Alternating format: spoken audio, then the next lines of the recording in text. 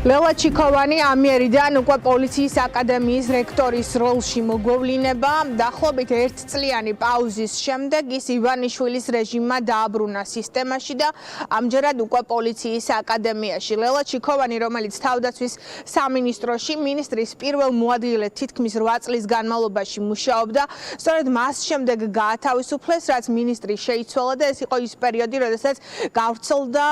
TV პირველის შაბათის ჟურნალისტური გამოძიება, სადაც ასახული იყო ლელა ჩიქოვანის ნეპოტიზმისა და კორუფციის შესახებ ინფორმაცია. ამ დრომდე უპასუხოა კითხვები, როგორ მოახერხა თავდაცვის მინისტრის პირველმა მოადგილემ დიდძალი ქონების დაგროვება, საეჭვო შემთხვევები, რომელიც დაკავშირებული იყო იძულებითი აღსრულების აუქციონზე ქონებების შეძენასთან და ასეთი იყო არაერთი შემთხვევა და ეს ქონებები ფორმდებოდა უკვე მისი შვილის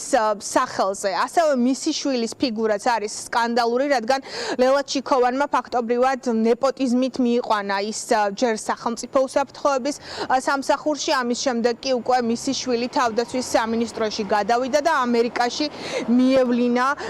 სპეციალური მისიით. ამ პერიოდშია სწორედ $200,000 შეძენილი ბინა მერილენდის შტატში, ქალაქ ბილტმორში და უპასუხოა კითხვა ასევე რა სახსრებით მოხერხდა ამერიკაში ამ ბინის შეძენა. მაშინ, როდესაც არსებობს ამდენი კითხვა ნეპოტიზმსა და კორუფციაზე, არანაირი გამოძიება, არანაირი პასუხი და ამ ფონზე სისტემაში ბრუნდება სწორედ ასეთი ადამიანი, რაც ოპოზიციისთვის პირდაპირ დასტურია იმის, რომ ივანიშვილის რეჟიმი მთლიანად აგებულია კორუფციულ ჯაჭვზე და ოპოზიცია ამბობს, რომ როგორც ჩანს, საკმაოდ ბევრი აქვს სათქმელი ლელა ჩიქოვანს, ამიტომ ივანიშვილმა ის უპირობოდ მოაბრუნა სისტემაში და პოლიციაში მას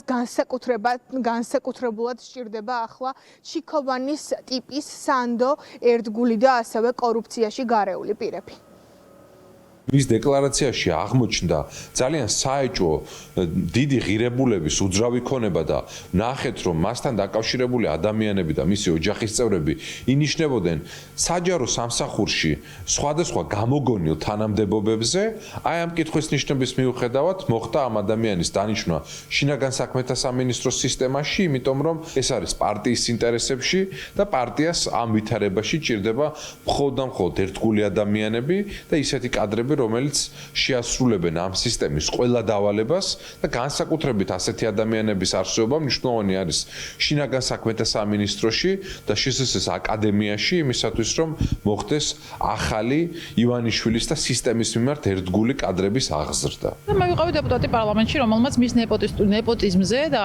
მის სამსახურებრივი მდგომარეობის გამოყენებაზე მისი შვილის სასარგებლოდ ღიად ვისაუბრე და შემდგომ ის გადამალეს თანამდებობიდან მოხსნეს ირაკლი ჩიქოვანმა და ეხლა უკვე დღეს ვგებულობთ, რომ ახალი პოზიცია რექტორობის სახით მას უბოძეს, როგორც ჩანს, დიდ ვალშია ივანიშვილის რეჟიმი კონკრეტულად მასთან და თვალს ხუჭავს კიდევ უფრო მეტად იმ კორუფციის და ნეპოტიზმის ნიშნებზე, რის გამოც ის მარადიულად თანამდებობაზეა. ლელა ჩიქოვანის დანიშვნა არ მგონია, რომ გაკურვებას იწევდეს, მაგრამ ეს კიდევ ერთხელ აჩვენებს იმას, რომ ივანიშვილის კორუფცია არის ძალაუფლების შენარჩუნების ხერხი და მათ შორის ლოიალობა სწორედ ამ ადამიანების კორუფციის ხაზზე გადის. ლელა ჩიქოვანი ამ კითხვების მიუხედავად, რომელიც არსებობს და პასუხგაუცემელია, ისევ დაინიშნა პოლიციის აკადემიის